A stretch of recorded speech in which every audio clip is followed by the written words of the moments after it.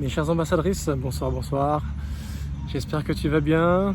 Je fais cette petite vidéo pour essayer d'éclaircir un thème que j'ai déjà abordé plusieurs fois avec plusieurs vidéos.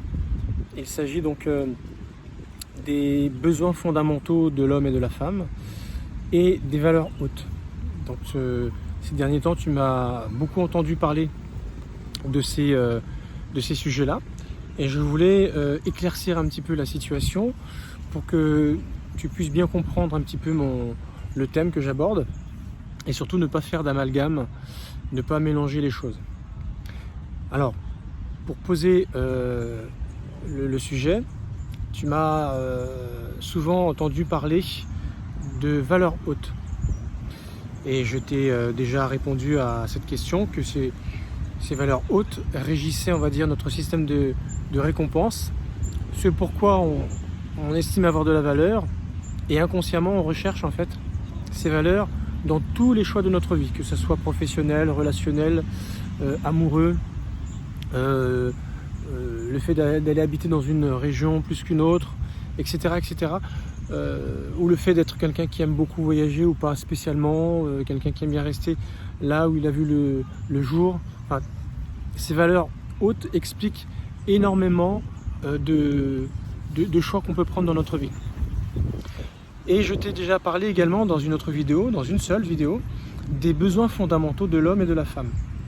Alors, pour reprendre un petit peu les besoins fondamentaux de la femme, ils sont au nombre de 3, c'est-à-dire la sécurité, la compréhension et le fait d'être mise à l'honneur, d'être régulièrement félicitée, reconnue pour ce qu'elle est, sa beauté, les efforts qu'elle fait, enfin les résultats qu'elle peut avoir. C'est un besoin fondamental pour la femme.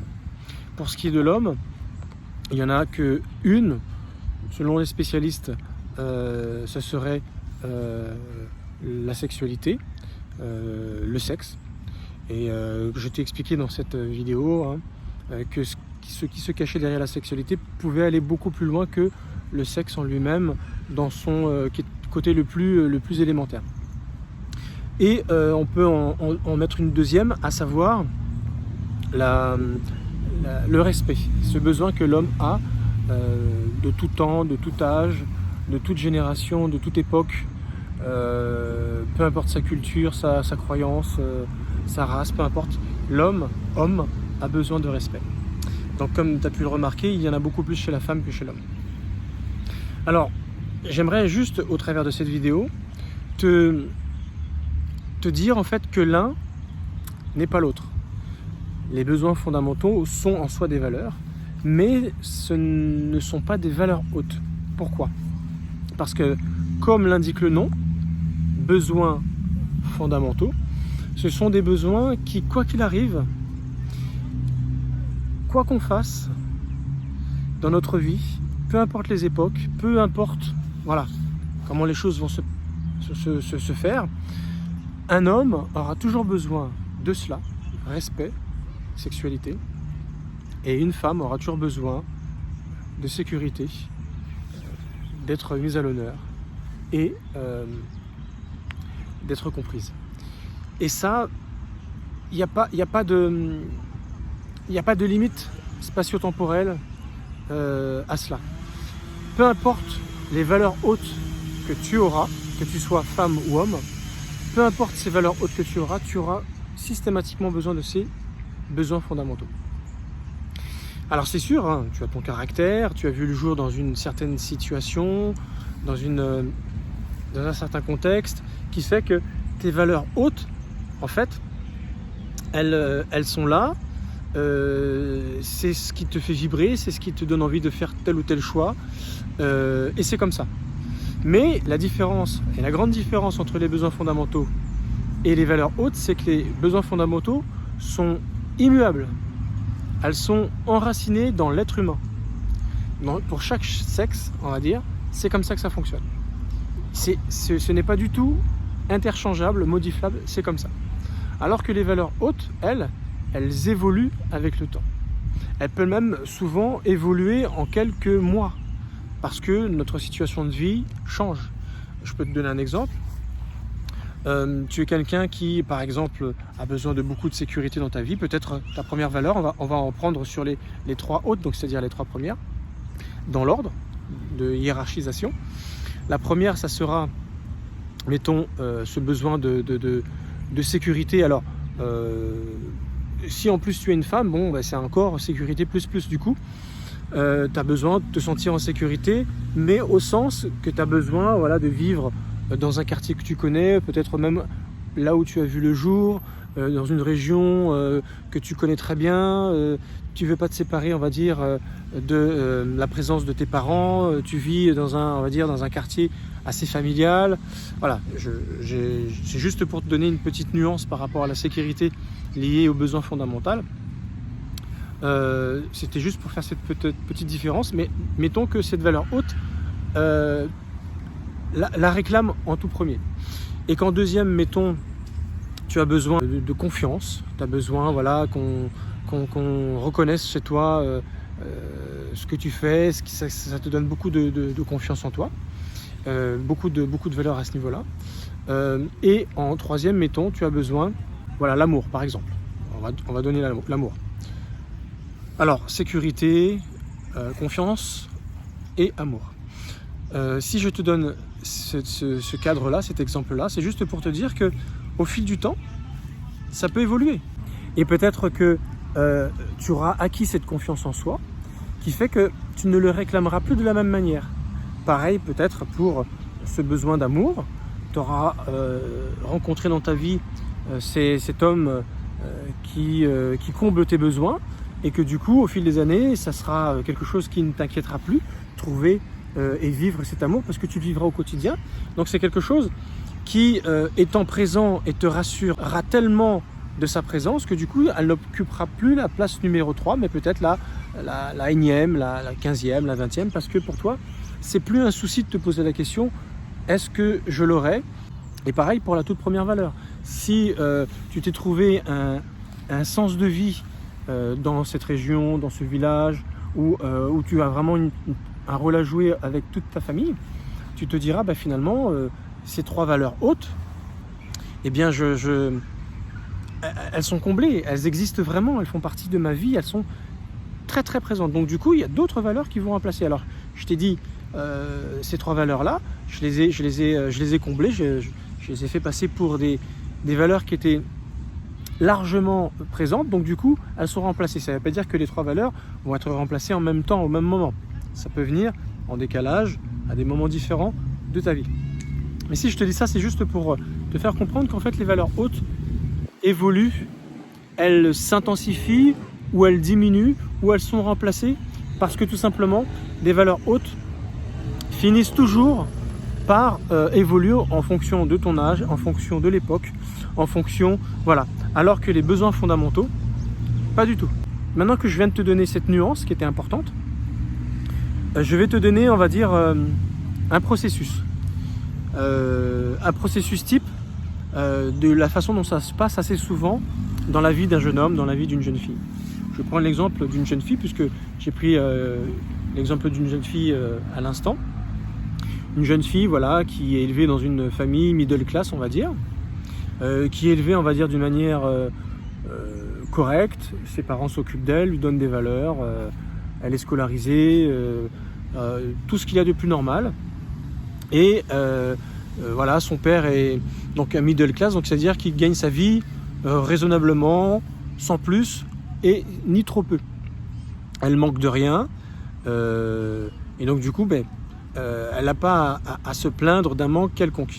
Mais peut-être que comme c'est une femme du terroir, qui a, voilà, une jeune fille du terroir qui a l'habitude de vivre beaucoup dehors, beaucoup avec la nature, et pas spécialement en ville, avec beaucoup de technologie et de modernisme, même si ça peut exister en campagne ou en campagne très profonde, souvent la vie est tellement beaucoup plus simple qu'elle va peut-être s'en passer, elle vivra plus dehors, en contact avec les siens. On va rester sur le même exemple que je t'ai donné. Une vision du mariage, que dans sa culture, dans sa région, le mariage est pris au sérieux, on fait pas n'importe quoi, on essaie de rencontrer la bonne personne, on se fréquente, certainement qu'elle aura ces valeurs autour de sa famille parce qu'elle aura été choyée, elle aura passé des très bons moments avec ses cousins, cousines, ses tantes, ses oncles. Et donc elle aura en vue, en fait, en valeur haute, le rôle que joue, on va dire, la famille dans sa vie. Qu'à la limite, ça passe peut-être un petit peu avant l'amour qui est en troisième position. En premier, sécurité, donc ça veut dire que sécurité en restant dans une région qu'elle connaît, tout ce qui tourne autour de sa famille. Peu importe comment cette fille va s'émanciper un jour, faire ses études, elle va quoi qu'il arrive vouloir revenir là où elle est, trouver un travail un peu local, faire des études qui vont l'amener à utiliser ses compétences pour pouvoir travailler du côté de chez elle. Et même si elle a des grandes compétences, elle avait les capacités de partir loin, elle ne préférera pas partir de par ses valeurs hautes. Mais quoi qu'il arrive, cette jeune fille dont je t'ai donné l'exemple, sitôt qu'elle se retrouvera à fréquenter un jeune homme, elle sera certainement attirée chez cet homme par sa beauté, son physique, son sourire, le fait que ce soit quelqu'un de marrant, rigolo, ou quelqu'un de charmant, ou quelqu'un qui a des égards, et c'est ça souvent, à l'âge de l'adolescence, qui attire une jeune fille, par rapport à des choses un petit peu superficielles. Et on a le béguin assez facilement pour ce genre de choses. Mais plus on prend de l'âge, plus on veut s'engager dans quelque chose de sérieux, plus en fait, on est regardant vis-à-vis d'autres choses. C'est-à-dire que maintenant qu'on veut construire quelque chose de sérieux, on va s'attacher beaucoup plus sur les besoins fondamentaux. Et là, on va se dire, est-ce que tu as une situation ? Et là, c'est tout à fait le genre de questions que se pose une femme. Parce que besoin de sécurité. Qu'est-ce qu'il fait dans sa vie ? S'il est en formation, toujours en formation et qu'il n'y a rien de concret qui aboutit, tant que tu es adolescente et que tu es au collège, lycée, c'est des questions qui pour toi, c'est pas important pour toi ces choses-là. Pourquoi ? Parce que tu es souvent dans le béguin, tu es souvent dans ces choses-là. Et quand tu es prête à construire ta vie, bizarrement, ces besoins fondamentaux prennent tout leur sens, toute leur valeur, toute leur importance. Et tu auras tendance à dire à ton compagnon, ton jeune fiancé, mais qu'est-ce que tu décides de faire ? Tu vas pas rester là, les bras croisés, à rien faire, ou avoir un travail, et puis après tu vas pointer au chôme du, pas à ton âge, là tu as un âge, tu vois. Il y a des choses qui vont commencer à venir bousculer tes critères de beauté ou qui justifient que tu as le béguin pour ce jeune homme. Parce que au début, ce sont souvent des traits, on va dire, liés à ce qu'on aime quand on est adolescent, ou sinon il s'habille bien, ou sinon c'est celui qui a le plus de charisme dans le collège, donc on veut sortir avec celui qui a le plus de charisme. Voilà, on est attaché à ce genre de valeurs, on va dire, futiles, ce genre de valeurs, on va dire, propres aux adolescents. Mais plus on prend de l'âge, plus on a besoin de s'attacher à des choses qui vont nous permettre de faire des choses avec beaucoup plus de sérieux. Et là, si jamais on s'est marié avec notre premier amour quand on était jeune, mais qu'on n'a pas évolué avec nos besoins fondamentaux, ça risque de poser problème un jour. Si maintenant tu t'es mis avec quelqu'un qui a respecté, on va dire, ses besoins fondamentaux, qui a fait les choses, on va dire, avec l'évolution de son âge, c'est des choses qui se font naturellement sans problème. Mais souvent, tu as remarqué, on est attiré quand on est adolescent juste pour faire comme les autres. On veut sortir, on veut se faire plaisir, et puis on s'amourage pour quelqu'un. Si ça marche, c'est bien, mais des fois, arrivé à un certain âge, des questions sérieuses d'adultes commencent à se poser. Et tu verras que ça sera rarement autour de tes petits critères d'adolescent que les choses vont se jouer. Tu vas être vite rattrapé par tes besoins fondamentaux. Alors après, toujours par rapport à tes valeurs hautes que tu auras acquises dans ta jeunesse, parce que le berceau et le creuset, bien sûr, c'est dans ta jeunesse, dans l'éducation, le conditionnement que tu auras pu avoir. Est-ce que celui avec qui je me suis amouraché a l'intention de rester dans la région ? toujours par rapport à l'exemple que je t'ai donné. S'il a voilà, des vues pour partir loin, dans une grande ville, gagner beaucoup d'argent, être quelqu'un et faire un grand diplôme, pourquoi pas? Mais est-ce que ça va aller avec mon besoin de sécurité et ce besoin de rester dans ma région? Et tu vois, c'est là que les choses vont commencer à poser problème. Il a des ambitions que moi je n'ai pas. Pour lui, l'amour c'est important, mais apparemment sa carrière elle l'est beaucoup plus. Et son charisme, ce qu'il va devenir dans son travail, c'est beaucoup plus important. Donc finalement, est-ce que moi, la petite jeune fille du village qui veut trouver un petit travail tranquille et faire ma petite vie tranquille, faire un petit mariage tranquille et rester à côté de ma famille, va correspondre avec ce type de personnage que j'ai pu rencontrer dans ma jeunesse, avec qui on est tombé amoureux quand on était jeune, mais est-ce que ça sera toujours le cas au moment où il faudra faire des études supérieures si nécessaire, ou commencer à gagner sa vie, tu vois? Et c'est souvent là que les problèmes de relations amoureuses commencent à avoir le jour. Souvent on reste ensemble, mais je vais faire mes études à l'autre bout de la France, ou peut-être même à l'étranger. Et on continue à garder contact, mais le problème c'est qu'on voit d'autres personnes qui ont les mêmes centres d'intérêt que nous. Peut-être que voilà, on va finir par s'amouracher avec une autre fille, en tout cas pour parler du jeune homme, qui voit les choses un peu de la même manière que lui, c'est-à-dire qu'ils sont dans la même branche, dans le même domaine, qui ont les mêmes ambitions. Voilà, tu vois. Lorsque tu fais des études de droit, pour devenir soit avocat, notaire, juriste, juge, enfin peu importe, rares sont les fois où les jeunes filles qui font la première année de droit, c'est pour se marier avec un boulanger ou se marier avec un ouvrier dans le bâtiment. Non. Souvent, ces personnes-là, elles auront tendance à être attirées par des personnes qui sont dans la même branche, avec ce même besoin de justice, de droit, parce que c'est une valeur en soi, les études de droit. Ce besoin de défendre quelque chose, on a un sens de la justice, de l'équité, tu vois, qui est très présent, sinon on ne fait pas ce genre d'études, en tout cas dans les valeurs hautes. Donc tu as compris? Alors on reprend toujours cet exemple, imagine maintenant que cette jeune fille, elle perd son amoureux de jeunesse, comme ça arrive assez souvent. Est-ce qu'elle va se dire, j'aurais peut-être dû aller avec lui, et admettons, elle le fasse. Est-ce qu'elle aurait été heureuse? Elle aurait eu le mal du pays à un moment donné, sa famille qui l'appelle, parce que ces valeurs hautes sont importantes pour elle. Mais admettons qu'elle y va, elle le suit, prenons cette hypothèse. Elle le suit, elle va travailler un petit boulot, et lui il fait ses études, il devient monsieur un tel dans telle branche. Finalement ils restent ensemble, ils sont toujours amoureux. Ils vont s'installer dans une ville là où lui il va avoir du travail. Ça peut durer 1 an, 2 ans, 3 ans. De temps en temps il retourne voir la famille, ce qui fait énormément de bien à sa femme, mais avec le mal du pays. Si lui il est très pris par son travail, parce qu'il a des valeurs hautes complètement différentes de sa femme, parce que l'amour est peut-être en 5e position, alors qu'elle c'est en 3e position.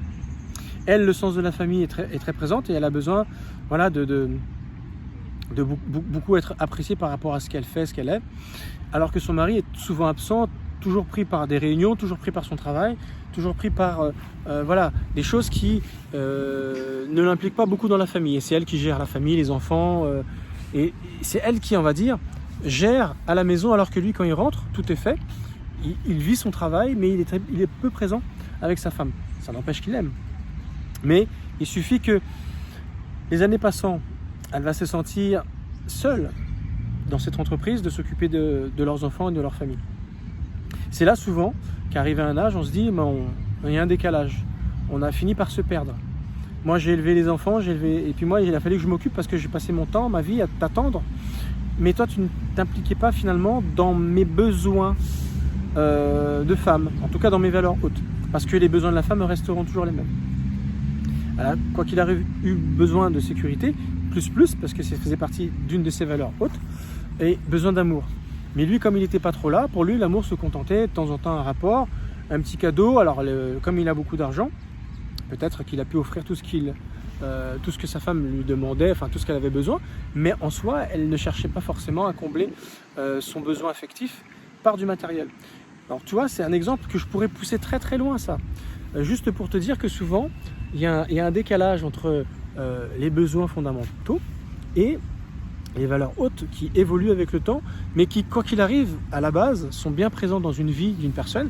Et s'ils ne sont pas en adéquation, si ils ne sont pas plus ou moins similaires avec le conjoint qu'on va choisir, tôt ou tard, ça posera un clash. Tu vois ce que je veux dire? Voilà. Donc, je t'ai pris cet exemple, un petit peu long, mais c'était nécessaire pour que tu puisses comprendre qu'en réalité, nos besoins fondamentaux ne changent pas quoi qu'il arrive. Et plus on prend de l'âge, plus ça se renforce, plus ils sont en demande. Alors que nos valeurs hautes peuvent évoluer avec le temps. Mais si on en a manqué lorsqu'on était jeune, ça risque de poser problème parce que les valeurs hautes ont constamment besoin d'être nourries, comblées, pour qu'elles puissent véritablement évoluer. C'est quand on les a obtenues et qu'on s'est assuré qu'elles étaient présentes dans notre vie que souvent elles évoluent. Mais si on en a manqué, on cherchera toujours les mêmes valeurs hautes la plupart du temps. On passera notre vie à être en quête de ce qu'on n'aura jamais comblé. C'est lorsque nos valeurs hautes ont été comblées pleinement et qu'on s'assure que ça ne sera plus un problème ou une peur pour nous, que là, elles risquent d'évoluer beaucoup plus rapidement. Voilà, j'en ai terminé avec cette vidéo, parce que si je continue, je pourrais te donner encore plein d'exemples comme ça. Mais en tout cas, je pense que tu as cerné, on va dire, la nuance entre les besoins fondamentaux et nos valeurs hautes. Merci de m'avoir suivi, je te souhaite une bonne soirée et je te dis à très bientôt. Au revoir.